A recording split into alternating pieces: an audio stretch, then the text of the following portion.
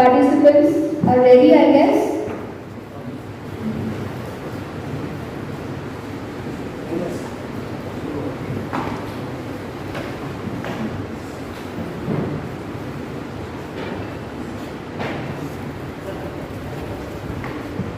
सम्माननीय सभासदगण तथा माननीय अध्यक्ष महोदया जी,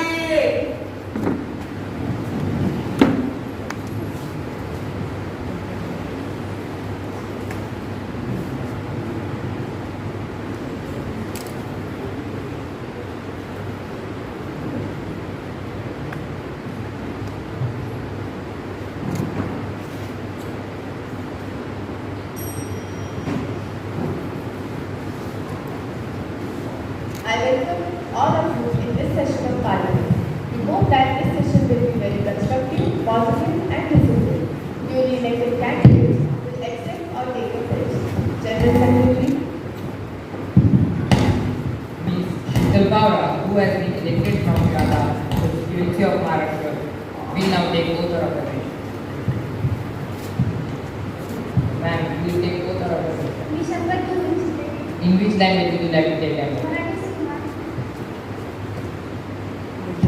मी कुमारी शीतल बावरा लोकसभेची सदस्य म्हणून निवडून आल्याने ईश्वर साक्षर शपथ घेते की कायद्याद्वारे स्थापित झाल्या आहे अशा भारतीय संविधानाबद्दल मी खरी श्रद्धा निष्ठा बाळगेन. मी भारताचे सार्वभौमत्व व एकात्मता अखंड राखीन आणि आता जे कर्तव्य मी हाती घेणार आहे ते निष्ठापूर्वक पार पाडेल. जय Hind.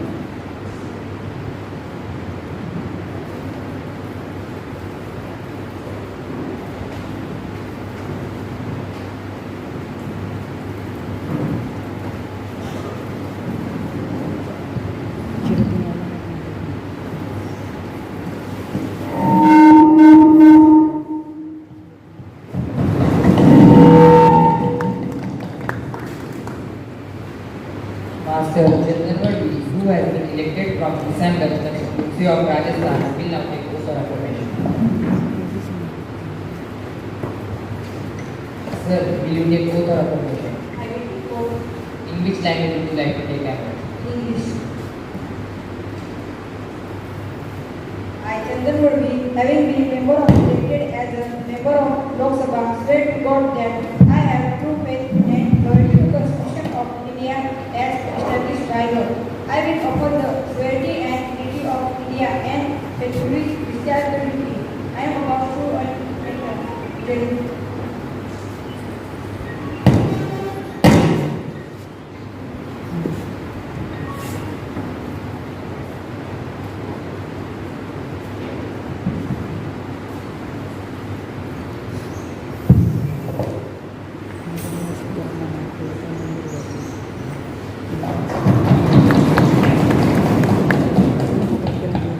Ms. Kamleshwari Brahmane, who has been elected from Devsar, Secretary of Kashmir, will now take oath of affirmation. Ma'am, will you take oath of affirmation? In which language would you like to take an oath?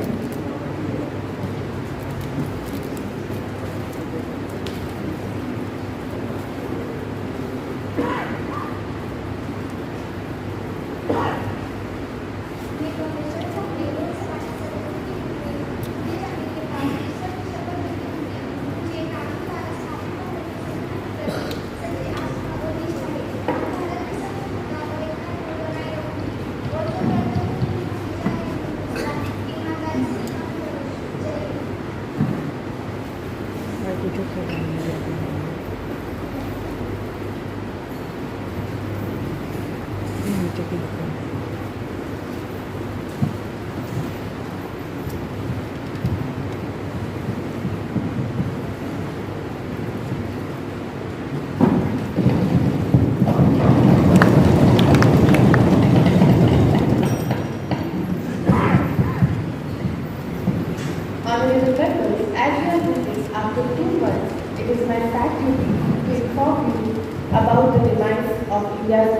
Secretary and the Navy Honorable Lataji and a Member of Parliament, Shri Vinayak Modi.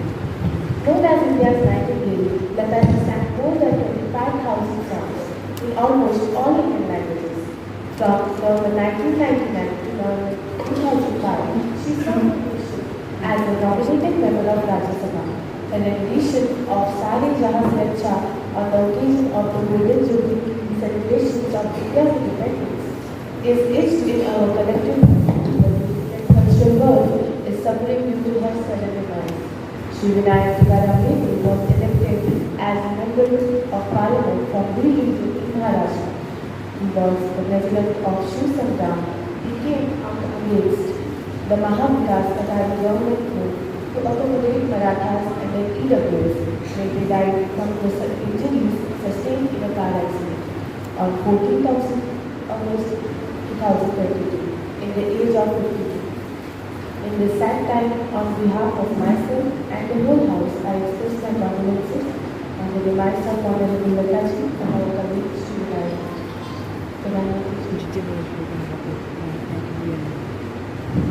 माननीय अध्यक्ष महोदय, मैं आपके और सदन के अन्य नेताओं द्वारा अपनी श्रद्धांजलि में स्वयं को सद्योजित करना चाहती हूँ। श्रीमती लता मंगेशकर जी के साथ एक साथी के रूप में कार्य करना मेरा सौभाग्य था। वो अपने मृदुल स्वभाव के लिए जानी जाती थी। आज उनके न रहने से हमने तथा पूरे भारत देश में एक लोकप्रिय गायिका खो दी है। लता जी ने अपनी सेवाओं में लता मंगेशकर मेडिकल फाउंडेशन की स्थापना की।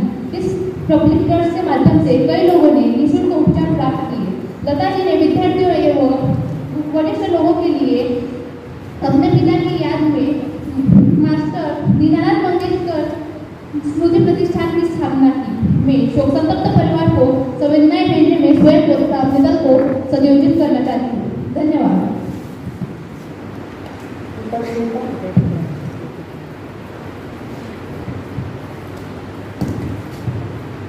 माननीय अध्यक्ष महोदय, मैं आपके और सदन की ओर से दी गई श्रद्धांजलि में खुद को संयोजित करता हूँ। श्रीमती लता मंगेशकर जी का निधन भारत के लिए बड़ी क्षति है और श्रीमान विनायक मेडे जी का निधन पूरे संसद के लिए एक शोक का समय है। I request the House to stand in silence for a while to express our deep sadness.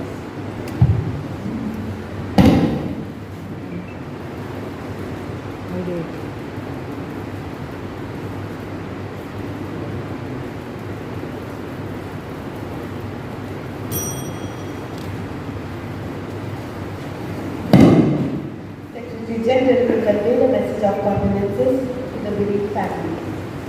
Yes, ma'am. I will convey the message of condolence to the bereaved family. Prime Minister to introduce new ministers. माननीय अध्यक्ष महोदय, मैं आपके और सदन के माननीय अध्यक्ष महोदय, मैं आपके माध्यम से सदन में हमारे नए मंत्रियों का परिचय कराना चाहती हूँ। कुमारी कृतिका जोगदेव, रक्षा मंत्री। कुमार निखिल धाकड़, कृषि मंत्री। कुमार सोहम साड़ी, उद्योग मंत्री। धन्यवाद महोदय। Members, let us move on the next item in our business today. The question hour commences. Question number 101, Vedika Rajput. माननीय अध्यक्ष महोदय, मैं आपके माध्यम से माननीय रक्षा मंत्री से प्रश्न करना चाहती हूँ। जैसा कि हम सब जानते हैं, हमारे देश के सैनिक हमारे लिए दिन रात सरहद पर रक्षा के लिए खड़े होते हैं। वो अपने परिवार को छोड़कर हमारे परिवार की रक्षा करते हैं। इंडियन आर्मी देशभक्ति की एक सच्ची मिसाल है। इंडियन आर्मी देश की आन बान और शान है। तो रक्षा मंत्री जी, मैं आपसे यह प्रश्न पूछना चाहती हूँ कि आपने भारतीय सेना दुर्गम के तैनात सैनिकों के लिए क्या किया है और आगे जाके आप क्या कर सकते हैं? धन्यवाद। माननीय रक्षा मंत्री। माननीय अध्यक्ष महोदय, मैं आपके माध्यम से सभी सदन को बताना चाहूंगी कि सेना में दुर्गम क्षेत्र में तैनात सैनिकों के लिए सरकार अतिरिक्त भत्ता वेतन 10,000 रुपये दिया जाता है और डीए अलग से दिया जाता है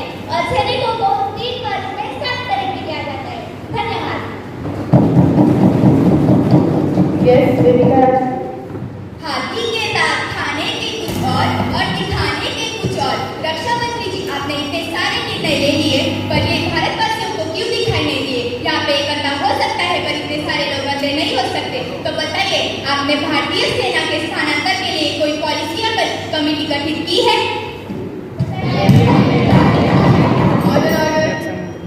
माननीय सदस्य, सरकार ने इस दिशा में तीन सदस्यीय कमेटी का गठन किया है और सरकार इस मसले पर अपना जल्द सुझाव देगी। धन्यवाद। Next question, question number 102, Akshata Patil. Honorable Speaker, will the Minister of Sports be pleased to state whether the government has started any scheme for the development of sports and sports institutions? If so, then provide related details to the House. If not, then there is a therefore. Thank you. Honorable Sports Minister.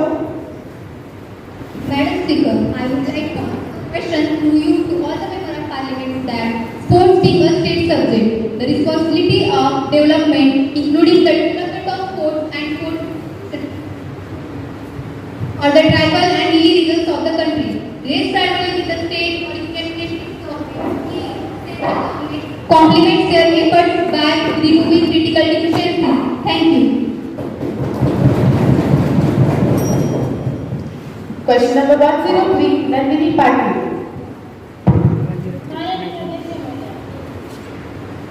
जैसा कि आप सब लोग जानते हैं, कई सारे ऐसे लोग हैं जो विधवाओं का मदद करने की दफाते हैं और जीएसटी भर पाएंगे, क्या वो जीएसटी का सामना कर पाएंगे? जीएसटी जो कि आप जो पर लगाया जाता है, क्या वो ठीक है? तो इसके संबंधित में माननीय राज्यमंत्री से यह प्रश्न पूछना चाहती हूँ। आपकी सरकार आम चीजों पर जीएसटी लगा रही है, जैसे दूध, दही, आटा, किसी चीजों पर भी लगाया जा रहा है, तो क्या आपकी सरकार खाने पर भी टैक्स लगाएगी? माननीय अर्थ मंत्री। माननीय महोदया, मैं आपके सारे सभी को यह बताना चाहती हूँ कि सरकार द्वारा जीएसटी टैक्स खाने पीने की वस्तुओं पर इसलिए लगाया जाता है ताकि उत्पादन क्षेत्र में जो श्रमिक हैं उन्हें उनका वेतन समय पर मिले। टैक्स का विभाग में कर का भुगतान समय पर होता रहे। देश की वित्तीय स्थिति अच्छी रहे तब सरकार को वित्तीय हानि ना हो और सरकार खर्च उत्पादन की दर में कमतरता न हो। और रही बात गरीबों की, तो गरीब वही लोग होते हैं जो दूसरों के यहाँ कार्यरत रहते हैं, दूसरों के यहाँ काम करते हैं, तो सरकार उन्हें जीएसटी टैक्स द्वारा उनका वेतन देती है, जिससे उन्हें दो वक्त की रोटी भी मिलती है और उनका काम भी होता रहता है। धन्यवाद। Yes, Ms. Nandini Patil. आपकी सरकार कई जगहों पर टैक्स लगा रही है, जैसे डिजिटल चार्ज, एसएमएस चार्ज और सर्विस चार्ज आदि का समावेश है और ये चार्ज दिन बढ़ते ही जा रहे हैं। क्या आपकी सरकार टैक्स बढ़ाने के अलावा और कोई काम कर रही है या फिर टैक्स बढ़ा सरकार है? धन्यवाद। माननीय अर्थ मंत्री। माननीय महोदया, हमारी सरकार टैक्स इसलिए लगाती है क्योंकि आजकल बैंक की हर सेवा डिजिटल हो चुकी है। लोग घर बैठे पैसे निकालने की कोशिश करते हैं और अगर लोग गलत इंटरनेट का गलत इस्तेमाल भी करने लगे, अगर कुछ होगा तो ये लोग आपके सबसे ये क्लेम उठाएंगे कि आपकी सरकार कुछ करती नहीं है। हमारी सरकार द्वारा जो टैक्स लगाया जाता है उससे लोग इंटरनेट सेवा का सही तरीके से इस्तेमाल करते हैं और बैंक की सेवाओं का सही तरीके से इस्तेमाल होता है। Question number 104, Mehul Pawar. माननीय अध्यक्ष महोदय, मैं आपके माध्यम से रक्षा मंत्री जी से प्रश्न पूछना चाहता हूँ कि आपने अपने भारत देश की रक्षा के लिए क्या उपाय किए हैं? दूसरे देशों से मंगवाए गए हथियारों का जानकारी देने के लिए आप कष्ट करेंगे? धन्यवाद। माननीय रक्षा मंत्री। माननीय अध्यक्ष महोदया, मैं आपके माध्यम से सभी सदन को फिर से बताना चाहूंगी कि आप क्या समझते हैं हम हमारे देश की चिंता के लिए कुछ नहीं करते? आप ऐसा क्या भी कह सकते हैं?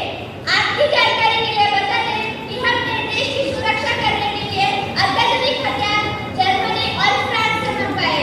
उनमें मिसाइल, राफेल और फाइटर जेट्स भी खरीदे और नए तकनीकी और ऑटोमेटिक हथियार हमने अनेक देशों से मंगवाए। धन्यवाद। Next question, question number 105, Umesh Patil. माननीय अध्यक्ष महोदय, मैं आपके माध्यम से माननीय गृह मंत्री से प्रश्न पूछना चाहता हूँ कि आज समाज में भ्रष्टाचार एक गंभीर समस्या बन चुकी है। बड़े बड़े नेता, पॉलिटिशियन, मंत्री घूस लेते, सारा पैसा उनके जेब में डालते, मेरा ग्रुप अपने से यह प्रश्न है कि भ्रष्टाचार से जुड़े तेजी मामलों की तेजी से जांच और दोषियों को सजा दिलाने के लिए सरकार क्या कर रही है और भ्रष्टाचार को मुझसे बाजने के लिए क्या गंभीर कदम उठा रही है? धन्यवाद। माननीय गृह मंत्री। माननीय अध्यक्ष महोदय, मैं आपके द्वारा सबको यह कहना चाहूंगी कि भ्रष्टाचार के मामले तेजी से जांच करने के लिए हमने एक सतर्कता आयोग का निर्माण किया है जो सिर्फ और सिर्फ भ्रष्टाचार के मामलों को दर्ज कर उस पर कार्रवाई करती है।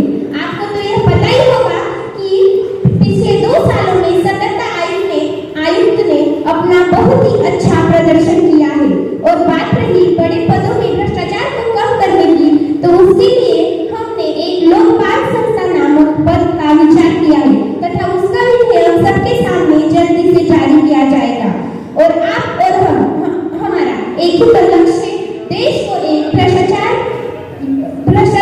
से मुक्त करना। धन्यवाद। Honorable members, at this stage of proceedings, I have to make an announcement. On behalf of mine and the honorable members of the House, I have great pleasure in extending a warm welcome to Her Excellency Ms. Janvi Chauhan, President, French National Assembly.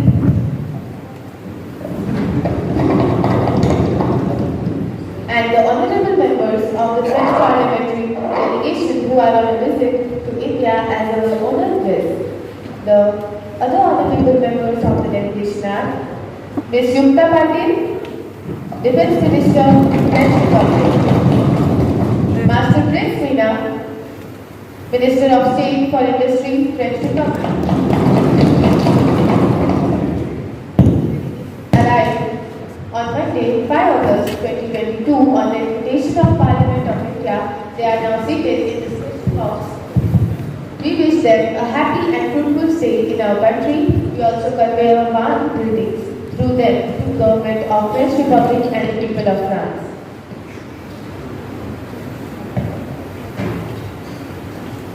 Question number 106, Nishant Pawar. Honorable Madam, will the Education Minister please to state what are the traits of new education policy? Thank you. Honorable Education Minister. Honorable Speaker, I want to vote. There are many traits of new education policy. First, many choices are more for students. Second, it is giving more and more stress on skill development. Third, new education policy lays stress on hostel development as well as all-round development of students. Fourth, it is competency-based education policy. Thank you. Next question, question number 107, Jagriti Gagunde. माननीय अध्यक्ष महोदय, जैसे हम सबको पता है कि मनुष्य के लिए उसका स्वास्थ्य अच्छा होना कितना महत्वपूर्ण है और इसीलिए हर गांव में अस्पताल होने चाहिए, लेकिन हमें देखने को मिल रहा है कि बहुत से ग्रामीण इलाकों में स्वास्थ्य सुविधाएं उपलब्ध नहीं है। तो क्या स्वास्थ्य मंत्री सिर्फ नाम के लिए बनाए गए हैं या फिर सरकार का पैसा खाने के लिए?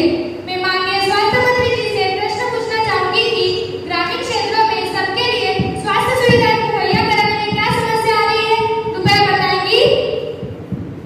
माननीय स्वास्थ्य मंत्री।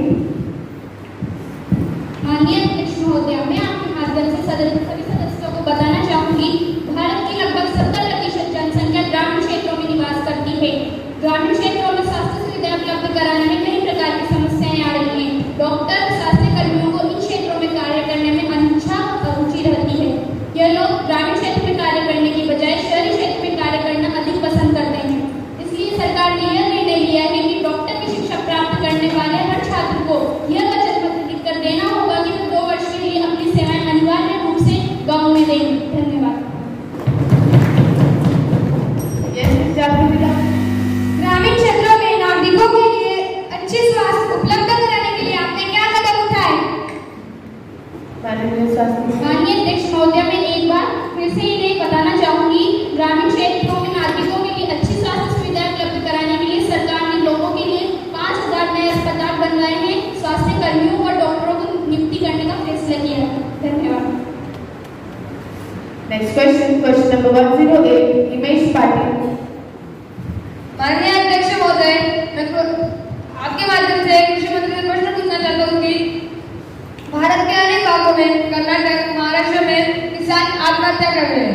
तो बड़े बड़े जो योजनाएं होते हैं उनका लाभ उन्हें नहीं मिलता है, वो आत्महत्या कर रहे हैं और व्यापारी उन्हें अच्छे दाम में फसल नहीं लेते। तो मेरा प्रश्न कृषि मंत्री से ये है कि किसानों की आत्महत्या को रोकने के लिए आपने क्या कदम उठाए और उनके लिए कौन से उपाय योजना किए? धन्यवाद। माननीय कृषि मंत्री। माननीय अध्यक्ष महोदय, मैं आपके माध्यम से सदन को यह बताना चाहता हूँ कि सरकार ने किसानों की आत्महत्याओं को रोकने के लिए कुछ कदम उठाए।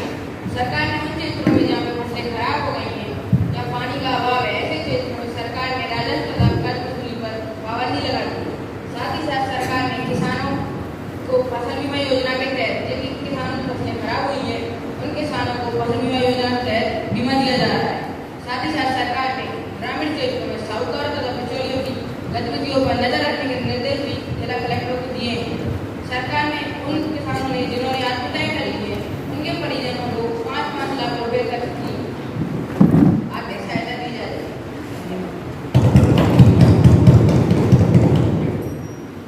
No more supplementary questions, please. Question number 109, Akshita Patil. Honorable Speaker, will the Minister of Sports be pleased to state whether the government has any plans to introduce new schemes to promote sports persons from tribal areas? If so, then could you tell us the appropriate time by which these schemes are likely to be launched? Thank you. Honorable Sports Minister. Madam Speaker, I would like to answer the question to you. The central government promotes sport and sport institutions all over the country, including rural and free regions. Promoting the tribal and rural sport is the priority sector component under the Khelo India scheme of this ministry launched in the year 2016-17. And apart from this, most of the players benefited under various schemes of the ministry belong to the rural, backward, tribal and hilly areas of the country, just like Neeraj Chopra. Thank you. Next question, question number 110, Harsha Patil. माननीय अध्यक्ष महोदय, मैं आपके माध्यम से विदेश मंत्री से प्रश्न करना चाहती हूँ। देश की विदेश नीति संविधान के माध्यम से चल रही है या नहीं? कृपया विस्तार से बताने की कृपा करेंगे। माननीय विदेश मंत्री। माननीय अध्यक्ष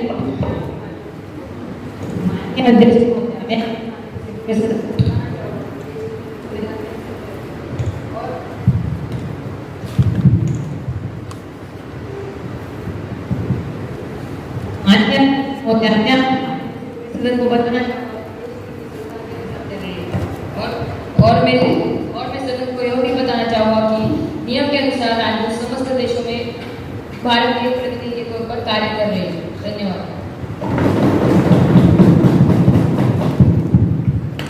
Honorable members, next item in the list of business today is the message from the upper chamber.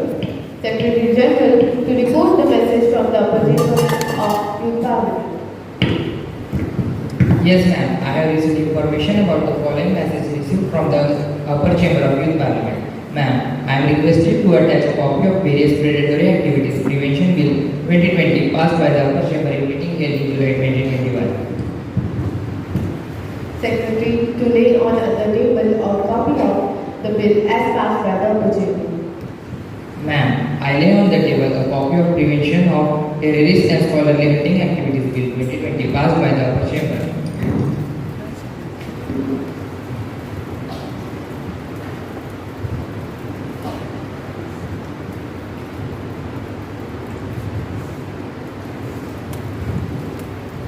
The next question, the question number 111, Divya Meena.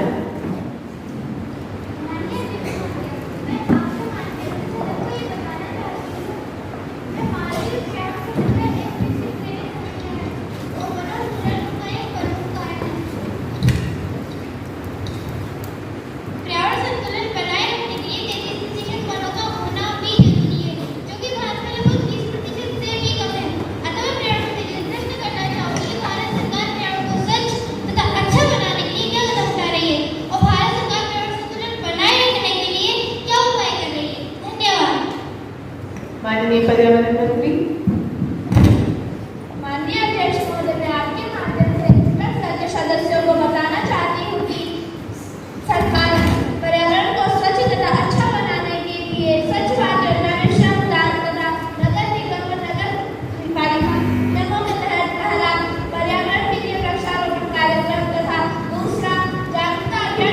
रही है। धन्यवाद।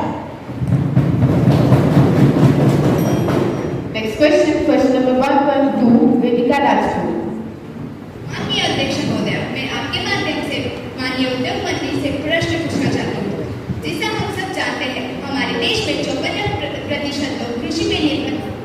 फिर भी उद्योग के महत्व कम नहीं है। तो मैं उद्योग मंत्री से यह प्रश्न पूछना चाहती हूँ कि आपने लघु उद्योग के विकास तथा संरक्षण के लिए क्या क्या कदम उठाए हैं? धन्यवाद। माननीय उद्योग मंत्री। माननीय अध्यक्ष महोदय, मैं आपके माध्यम से सदन के पूरे सदस्यों को बताना चाहूँगा कि सरकार ने औद्योगिक नीति की रक्षा करने के लिए कई नीतियों संकल्पों को अपनाया है। सरकार ने लघु उद्योगों के साथ सार्वजनिक क्षेत्रों पर भी ध्यान दिया गया है। सरकार ने संकल्प को 3 क्षेत्रों में विभाजित किया गया है। पहला औद्योगिक नीति संकल्प, दूसरा औद्योगिक नीति प्रस्ताव, तीसरा नई औद्योगिक नीति।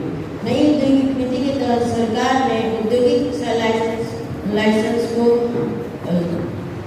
लाइसेंस की छूट दी गई है और पिछड़े हुए क्षेत्रों पर विशेष ध्यान दिया गया है। धन्यवाद।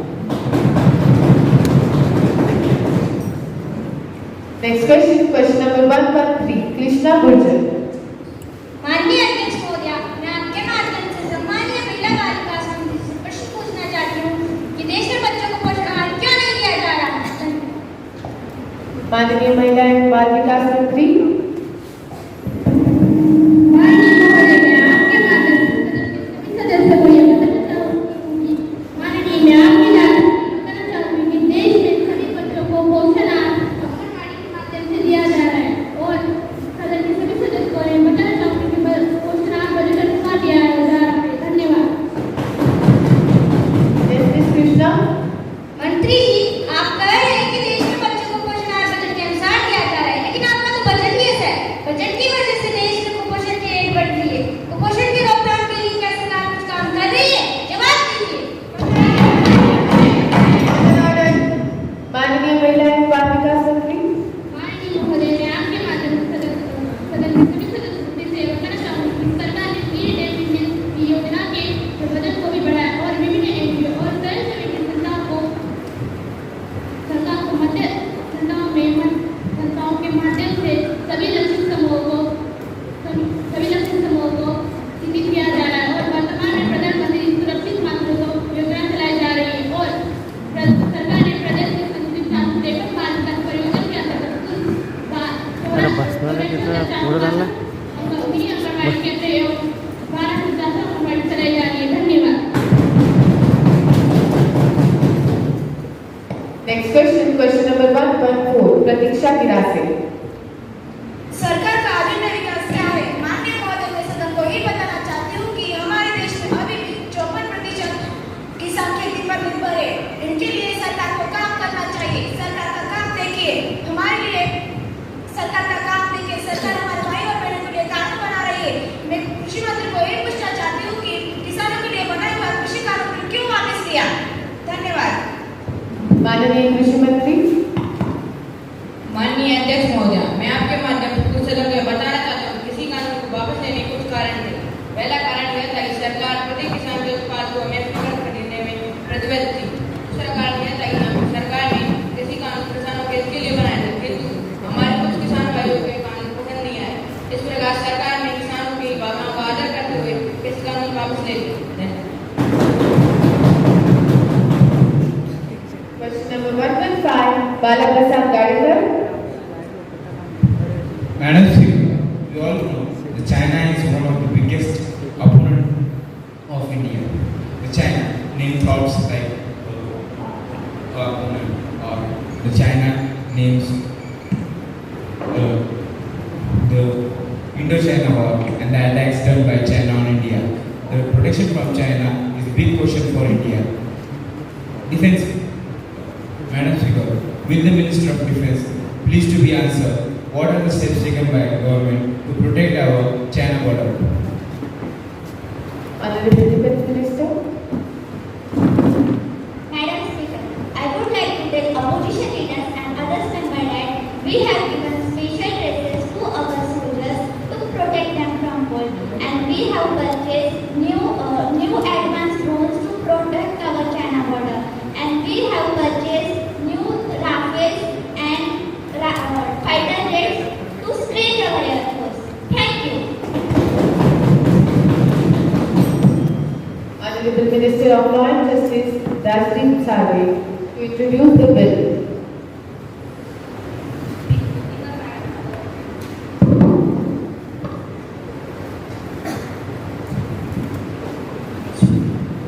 Speaker Madam, the Central Vigilance Commission Bill Act 2003 be enacted by the Parliament in 72nd years of the Second Republic of the India as follows.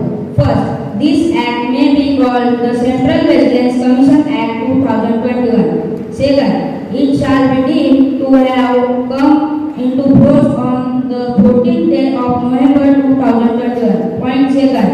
In section 25 of the Central Vigilance Commission Act 2003, in clause D, the following provision shall be inserted. Namely, provided that the period for which Director of Enforcement holds the office on his initial appointment may in public interest, on the recommendation of community under the clause A and for the reason to be recorded in writing, be extended up to 1 year at a time, provided further that no such extension shall be granted after the completion of period of 5 years in total, including the period mentioned in the initial appointment. Third, the Central Vigilance Commission Ordinance 2021 is hereby replied. Second, notwithstanding such repeal, anything done or any action taken under the Central Vigilance Commission Ordinance 2021 shall be deemed to have been done or taken under the provisions of this Act. Thank you. Those who are in the favor of the bill, please say aye. Aye. Those who are against the bill, please say no. I think the ayes have it. The ayes have it. The ayes have it. The motion is adopted. Next question, question number 116, Srishti Vasavi. माननीय अध्यक्ष महोदय, मैं आपके माध्यम से माननीय अल्पसंख्यक मंत्री से प्रश्न पूछना चाहती हूँ कि महोदय, इस देश में दलित अन्य अल्पसंख्यक जैसे लोग अल्पसंख्यक समाज में दिन दहाड़े खुलेआम अत्याचार हो रहे हैं, इन लोगों की सुरक्षा के लिए सरकार ने क्या कदम उठाए बताइए। धन्यवाद। माननीय अल्पसंख्यक मंत्री।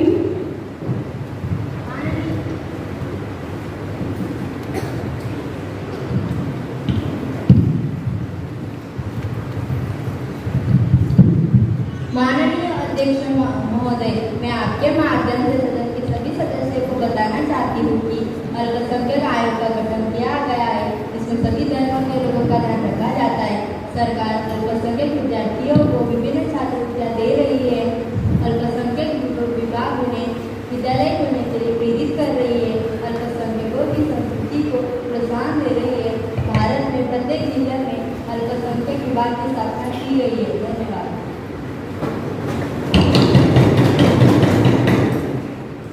Next question, question number 117, Yamini Chauhan.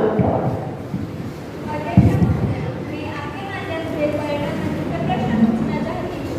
जैसे कि हम सब जानते हैं, हमारे देश में पर्यटन की कमी नहीं है। ये जो नागरिक हो या दूसरे की संस्कृति, भारत का जो जिन्हें देखने के लिए कई क्षेत्रों से लोग आते हैं, लेकिन वही लोग वहाँ कचरा करके या मूर्तियों पर कुछ भी लिखकर चले जाते हैं। तो मैं इसी संबंधित पर्यटन मंत्री से प्रश्न पूछना चाहती हूँ कि देश को पर्यटन से क्या लाभ है और पर्यटन को बढ़ावा देने के लिए और भारतीय ऐतिहासिक इमारतों किलों को सुरक्षित रखने के लिए भारत सरकार एवं पुरातत्व विभाग क्या कार्य कर रहे हैं। माननीय पर्यटन मंत्री। माननीय अध्यक्ष महोदय, मैं आपके माध्यम से सभी सदन एवं सदस्यों को ये कहना चाहता हूँ कि पर्यटन विभाग से देश को वित्तीय लाभ प्राप्त होता है। दूसरा, अधिक मात्रा में विदेशी मुद्राएं प्राप्त होती है। तीसरा, राज्यों को आर्थिक लाभ प्राप्त होता है। और मैं ये बताना चाहता हूँ कि पर्यटन विभाग को बढ़ावा देने के लिए प्रचार प्रसार चालू के माध्यम से किए जा रहे हैं। विदेशी पर्यटकों को आकर्षित किया जा रहा है। वेबसाइट के माध्यम से पर्यटन स्थल की जानकारियाँ लोगों तक प्रचार प्रसार की जा रही है। और रही बात ऐतिहासिक इमारतों और किलों की, तो उनके देखरेख और संरक्षण करने के लिए ऐसा यानी भारतीय पुरातत्व संघ उसकी देखरेख और संरक्षण करती है। धन्यवाद। Next question number 118, Rameshwar Rao. माननीय अध्यक्ष महोदय, मैं आपके माध्यम से आदिवासी विकास मंत्री जी से प्रश्न पूछना चाहता हूँ। जैसा कि हम सब जानते हैं, भारत एक बड़ा देश है जिसमें अलग अलग पंथ समुदाय के लोग निवास करते हैं। उनमें से कुछ विकसित हुए, कुछ पिछड़े हुए वर्ग में से एक आदिवासी वर्ग जिन्हें शिक्षा, स्वास्थ्य एवं अन्य सुविधाओं से वंचित रखा जा रहा है। तो मैं आदिवासी विकास मंत्री से बताने का कष्ट करें कि सरकार आदिवासी विकास के लिए क्या क्या कदम उठा रही है। माननीय आदिवासी विकास मंत्री। माननीय महोदय, मैं आपके माध्यम से पूरे सदन को ये बताना चाहूंगी कि सरकार आदिवासियों के विकास के लिए विभिन्न योजनाएं चला रही है, जैसे कि सार्वजनिक वितरण प्रणाली के माध्यम से उनमें गेहूं, नमक, चावल, शक्कर आदि का वितरण हो रहा है। जिन लोगों के पास रहने के लिए मकान नहीं, उन लोगों को सरकार अब आवास योजना के अंतर्गत 3,20,000 रुपये मकान बनाने के लिए सरकार देती है। आदिवासियों के जिले तथा तहसील के स्तर पर उन्हें बैंकों के द्वारा ऋण दिया जा रहा है। इस प्रकार की विविध योजनाएं सरकार आदिवासियों के विकास के लिए चला रही है। धन्यवाद। Next question number 118, अक्षता पाटिल। माननीय अध्यक्ष महोदय, मैं आपके माध्यम से सरकार को एक प्रश्न पूछना चाहूंगी।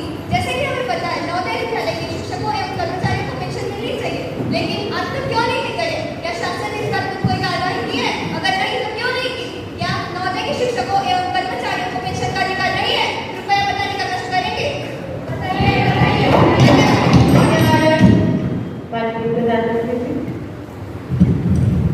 माननीय अध्यक्ष महोदय, मैं आपके माध्यम से सभी सदन को ये बताना चाहती हूँ कि नवोदय विद्यालय के कर्मचारियों की पेंशन की पेशकश की गई है, परंतु कर्मचारियों की सहमति से हमने CPF का पर्याय चुना गया है और इसके साथ साथ जो 2014 के बाद जो कर्मचारी आए हैं उनके लिए हमने नई पेंशन सुविधाएं उपलब्ध कराया है। और फिर भी सरकार इस मुद्दे पर विचार कर रही है और जल्द से जल्द हम इस पर निर्णय लेंगे। धन्यवाद।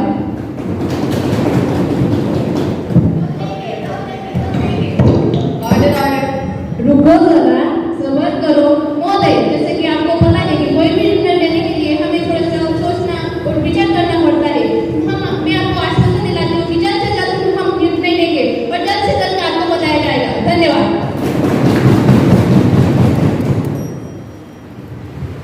Honorable members, now the House will take up the next item of the list today. Calling attention motion, Ms. Khushi Patel. माननीय अध्यक्ष महोदया, मैं आपके द्वारा माननीय रेल मंत्री का ध्यान आकर्षित करना चाहूंगी। श्रीमान, देश में आए दिन हो रही रेल दुर्घटनाओं के संबंध में सरकार द्वारा क्या कार्यवाही की जा रही है? मैं कार्यवाही की ओर माननीय रेल मंत्री का ध्यान आकर्षित करना चाहूंगी। धन्यवाद। माननीय रेल मंत्री जी। माननीय अध्यक्ष महोदय, मैं आपके माध्यम से इस पूरे सदन में बताना चाहता हूँ कि भारतीय रेलवे तंत्र दुनिया का दूसरे सबसे बड़ा रेलवे तंत्र है। इसके अंतर्गत 1,14,000 किमी लंबी रेलवे लाइन का विस्तार है। रोजाना 20 करोड़ लोग रेल से यात्रा करते हैं। इस स्थिति में हमारे लिए अच्छी और सुरक्षित रेलवे सेवा देना एक बड़ी चुनौती है। इस वर्ष में अब तक कुल मिलाकर 15 रेल दुर्घटनाएं हो चुकी है, जिसमें 40 लोग मारे गए और 80 लोग घायल हो चुके हैं।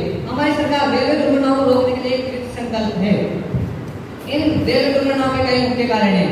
मानव पुल तथा सिग्नलों की बदलाव और आतंकवादियों द्वारा की जाने वाली रेलवे संपत्ति की तोड़फोड़ है।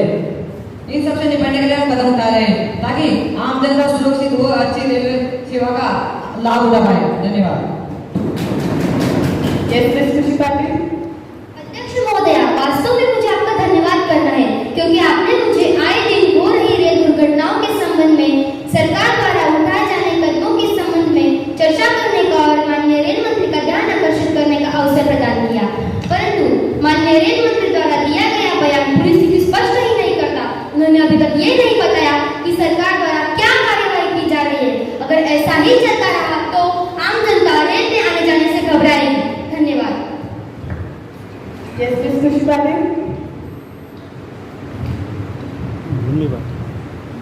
अध्यक्ष महोदय, रेलवे का प्रयोग यात्रा तथा कामकाज व आजीविका के लिए करता है।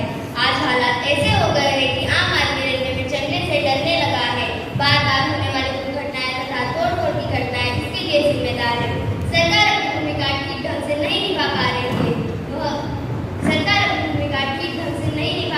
है। वह न तो दुर्घटनाओं की जांच करवा पा रही है और न ही घटनाओं को रोक पा रही है। तो सरकार बताए कि जनता की जान माल की सुरक्षा के लिए क्या कदम उठाए हैं, तभी इस पर चर्चा सार्थक हो पाएगी। धन्यवाद।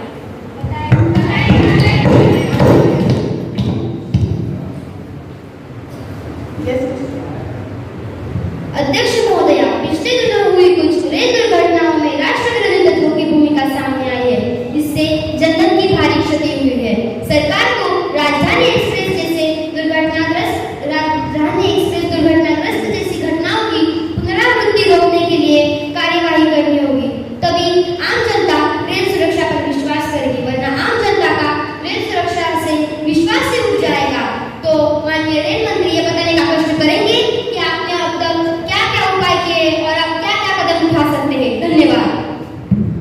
माननीय रेल मंत्री।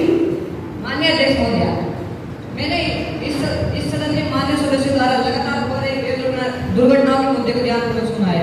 पिछले कुछ दिनों से हो रही रेल दुर्घटनाओं से मैं भी चिंतित हूँ। इन रेल दुर्घटनाओं के मुद्दे को लेकर हमने पहले भी रेलवे मंत्रालय के अधिकारियों के साथ बैठकें की है। हमारी सरकार रेलवे दुर्घटनाओं को रोकने के लिए प्रयास कर रही है। इन दुर्घटनाओं का एक बड़ा मुख्य कारण है यांत्रिक खराबी तथा सिग्नलों की विफलता। इन सबसे निपटने के लिए हमने तुरंत पुरानी मशीनरी और सिग्नलों को बदलने का निर्णय लिया है। इसके लिए 500 करोड़ रुपए भी जारी कर दिए गए हैं। मानवीय लापरवाही इसका दूसरा मुख्य कारण है। इसे कम करने के लिए हमने कुशल प्रशिक्षण द्वारा हमारे रेलवे मंत्रालय के अधिकारियों और कर्मचारियों की कार्य क्षमता बढ़ाने का निर्णय लिया है। इसके लिए हम IIT और IIM की भी मदद ले रहे हैं। ट्रेन से होने वाले लूटपाट और अपराधों को रोकने के लिए हमने विशेष सुरक्षा बल का गठन किया है और उन्हें नए हथियार दिए गए हैं और रात को खतरे वाले क्षेत्रों में ट्रेन का संचालन भी बंद कर दिया गया है तथा संदिग्ध यात्रियों की तलाशी लेने का निर्णय भी लिया गया है। इसके लिए हम नए उपकरण भी खरीद रहे हैं। हमारी सरकार यात्रियों की सुरक्षा के लिए प्रयास कर रही है, परंतु ये प्रयास तभी फल आएंगे जब सारी राज्य सरकारें मिलकर अपना प्रयास सम्मिलित करेंगी। मैं सदन तथा सभी राज्य सरकारों से अनुरोध करता हूँ कि आप सभी इस स्थिति से निपटने के लिए सरकार को अपना सहयोग प्रदान करें। धन्यवाद। विपक्ष नेता भारत प्रसाद।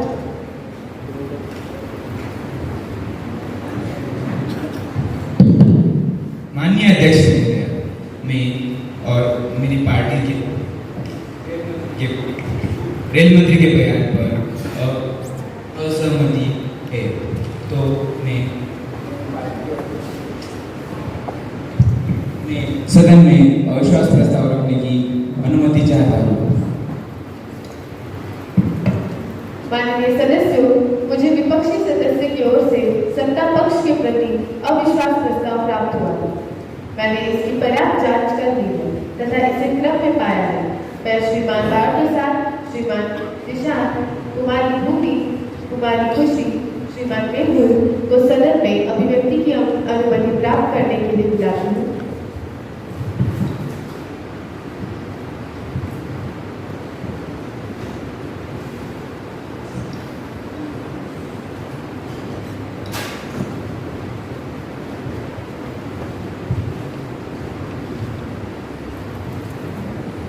माननीय अध्यक्ष महोदय, मुझे अविश्वास प्रस्ताव इस सदन में रखने के लिए अनुमति देने के लिए धन्यवाद। श्रीमान बाला प्रसाद ने अविश्वास प्रस्ताव को सदन में रखने की अनुमति मांगी है। जो इसके पक्ष में है वे हाँ कहकर अपना जवाब दें और जो इसके विपक्ष में है वो ना कहकर जवाब दें। अविश्वास प्रस्ताव को सदन में रखने की अनुमति दी जाती है। श्रीमान बाला साहेब गाड़ेकर।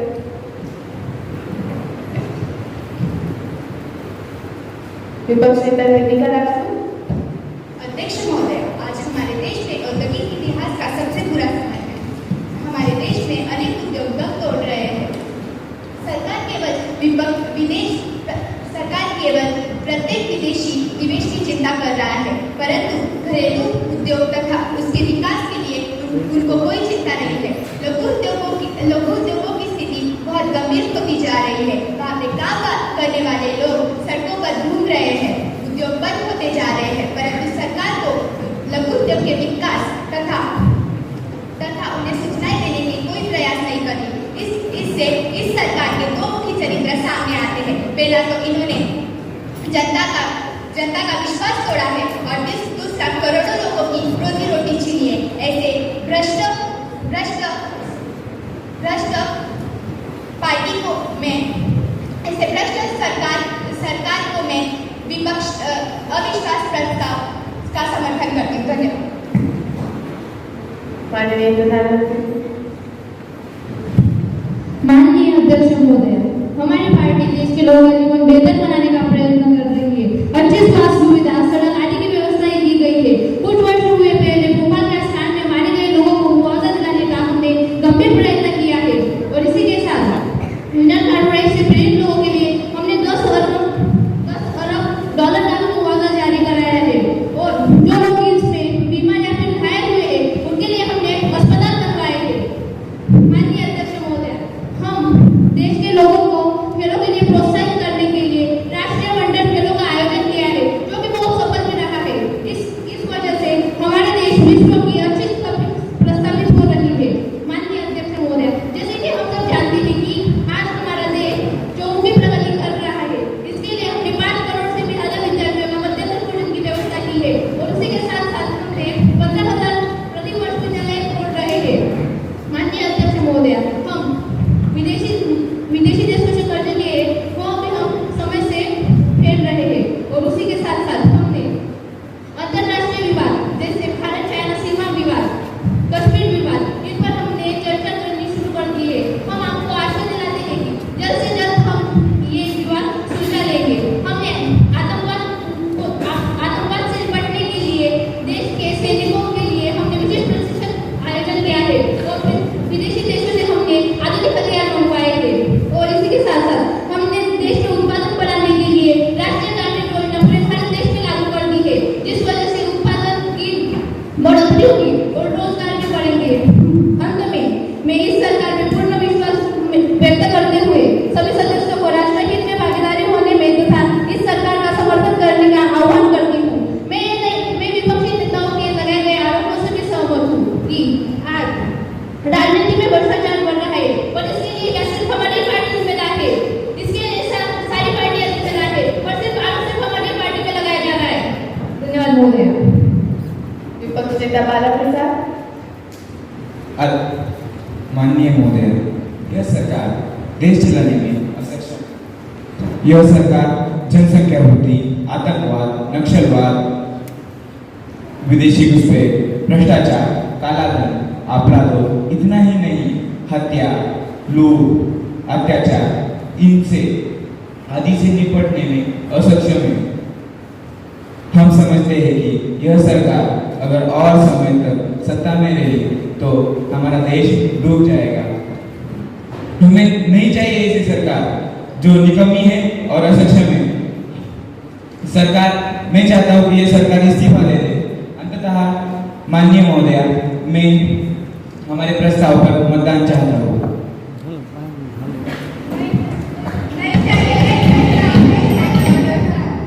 माननीय सदस्य, आपने सत्ता पक्ष तथा विपक्ष दोनों को सुना। मैं दोबारा इस प्रस्ताव को दोहराती हूँ कि यह सदन मंत्री परिषद में अपना अविश्वास प्रकट करता है। जो इस प्रस्ताव के पक्ष में है वे अपना जवाब हाँ कहकर करें और जो इसके विपक्ष में है वो अपना जवाब नहीं करके करें। मैं समझती हूँ कि नहीं का बहुमत है, यह प्रस्ताव खारिज किया जाता है और सदन को स्थगित किया जाता है।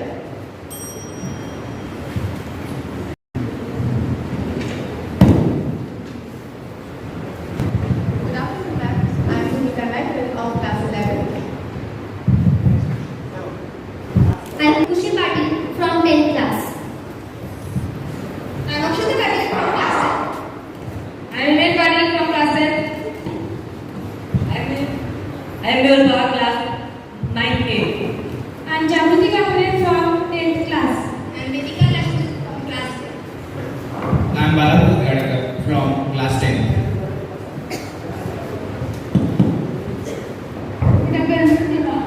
Dr. Paul. I am Nandini Patil from class 10.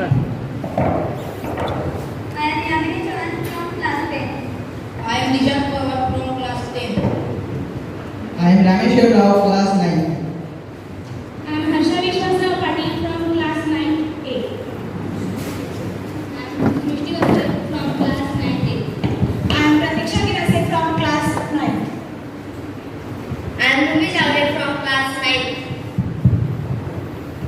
Good afternoon to all. I am Nitesh Shah from class 11. I am Krishna Gujat class from 9th. I am Divya from class 9.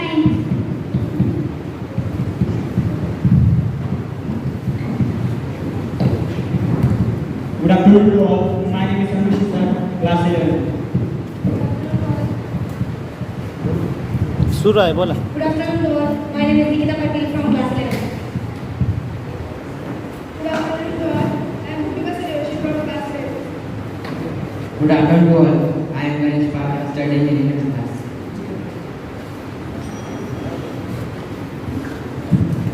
Good afternoon to all. I am Prerna Pawar, class 11. Good afternoon to all. My name is Kajal Patel from class 11. Good afternoon to all. I am Pralita Brahman from class 11. Hello, I am Ruchika Jagdev from class 11. Good afternoon to all. I am Nikhil Rajan from class 9. Good afternoon to all. I am Manish Meena from class 9. Good afternoon. I am Sochai from class 9. I am Akshara Nagar from 9th A class. I am Bhavika Bekar from class 9th A. Good afternoon all. I am Rajiv Khade from class 9. I am Rohini Galik from class 11.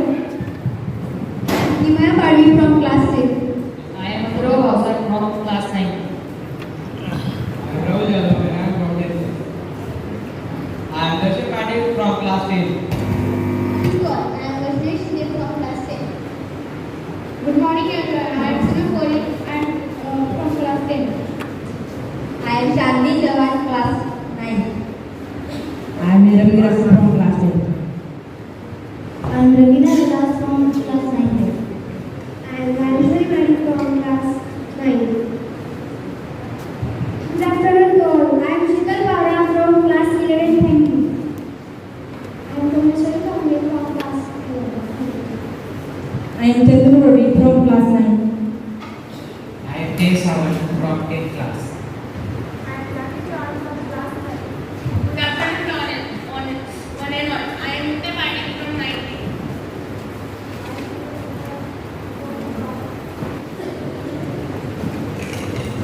It was a wonderful presentation. They were very much able to produce all the garbagandi that takes place in our parliament, and if the opposition leader is fumbling, don't think that he is fumbling really. Maybe in southern also हमारे opposition leader fumble करते हैं. Maybe it was in the script. So I would like to request our special guest, Honorable Supriya Gavit, ZP member Nandurbar, to come on stage and share her feedback with us.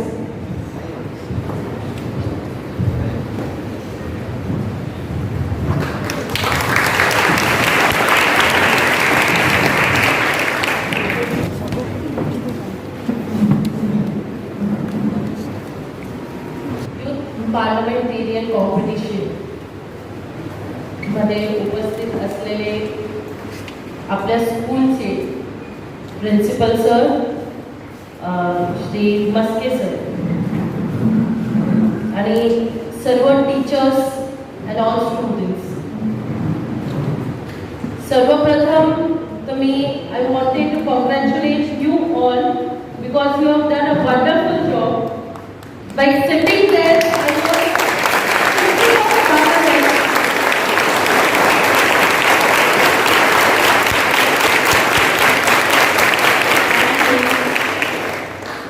When I was sitting there, I was thinking that I was sitting with my sister when she is having any speech in the parliament. That time I used to go with her and I used to sit in the gallery and I used to see her when giving the speech, when asking the questions. I was always there with her in the parliament. feel of parliament I could get in Nandurbar right here. It was really very nice. And I was telling to the principal sir that you have done a so good job and so great job that it was for me very difficult to judge you all. Because when numbering, I was thinking, oh, this is good, this is much better, and this is much better. So it was very nice, and thanks to all teachers also because they have done very good job and very nice. I really love it. And I think that my sister will love it. Actually, I have this in my mind that really you should come in the system because they have new interventions, new ideas. And the education, this is the most important thing in the system because one educated person can make so drastical change in the system that we all have seen. Right from the parliament, more than 50% of the parliament have youth in the parliament.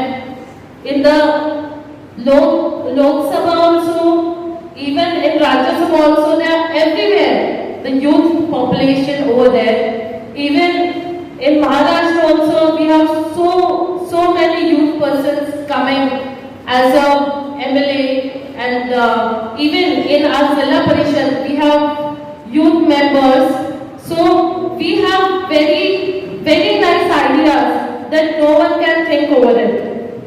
Because now we can see that the youth is like working on a social media. And we don't know what is social media, but after we are looking in this, that social media is changing so much that now campaign is also there in the social media. So some of the ideas that you can suggest, that no one can suggest it. So I really wish that you should come in the system, and I all the best you all for your future, and thanking you all. Thank you.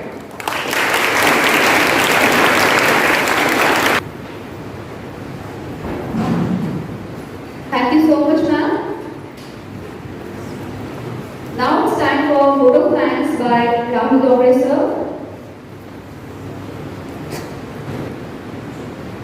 Honorable respected principal sir, all chief guests and president, and all my staffs, office staffs, and my dear students. Good afternoon. और आज आपने ये अच्छा जो प्रदर्शन किया है, ये ऑनरेबल चीफ गेस्ट के द्वारा आपने ये सुना है। इस कार्यक्रम के लिए guest honourable madam Supriya Gavit madam, इन्होंने अपना जो अमूल्य समय है इस प्रोग्राम के लिए यहाँ पर जो दिया है, इसके लिए स्कूल की ओर से मैं सबसे पहले उनको धन्यवाद देता हूँ, उनका आभार व्यक्त करता हूँ। इनके अलावा इस प्रोग्राम के लिए सचिन मस्के सर, शरद राठौर सर और अदर कुछ मैम के साथ जो स्टाफ आया हुआ है, उनका भी मैं बहुत ही तहे दिल से धन्यवाद व्यक्त करता हूँ। इसके साथ साथ आपको मालूम है कि हमारे स्कूल में जितना भी कौन सा भी प्रोग्राम होता है, यह प्रोग्राम हमारे जो आइडियल है, हमारे स्कूल के respected principal sir Maske sir, इनके मार्गदर्शन के अनुसार ही हर एक प्रोग्राम चलता है, उसको प्रेजेंट किया जाता है। और ये जो प्रोग्राम यहाँ पर छात्रों की ओर से पेश किया गया है, इसके लिए हमारे प्रिंसिपल सर ने बहुत ही अच्छा मार्गदर्शन हमारे सब स्टाफ को दिया है, इसलिए मैं सर का भी आभार व्यक्त करता हूँ। इनके अलावा यह प्रोग्राम पूरा करने के लिए हमारे स्कूल की ओर से यानी स्टाफ के अंतर्गत कुछ कमिटियां बनाई गई है, इसलिए उस कमिटी में हर एक का नाम तो यहाँ लेना ठीक नहीं होगा क्योंकि समय भी हमारे लिए बहुत कम है, लेकिन जो भी हमारे कमिटियां बने हैं इसमें सीटिंग अरेंजमेंट, इनके अलावा डेकोरेशन है, साउंड सिस्टम है, कॉस्ट्यूम अरेंजमेंट है, बैनर है, फार्मिंग ऑफ यूथ पार्लियामेंट है, इनके अलावा फोटोग्राफी, वीडियोग्राफी, प्रिंटिंग, पोस्टर, इनके अलावा ऑफिस स्टाफ और इनके साथ साथ जिनकी वजह से ये प्रोग्राम हुआ है, इसमें यूथ पार्लियामेंट के सभी पार्टिसिपेंट छात्र, इनका भी मैं आभार व्यक्त करता हूँ। और लास्ट में इस प्रोग्राम को देखने के लिए जो आपने इतना समय तक आपने एक ही जगह पर बैठकर जो आनंद लिया है और छात्रों को जो प्रोत्साहन दिया है, इसलिए आपका भी मैं आभार व्यक्त करता हूँ।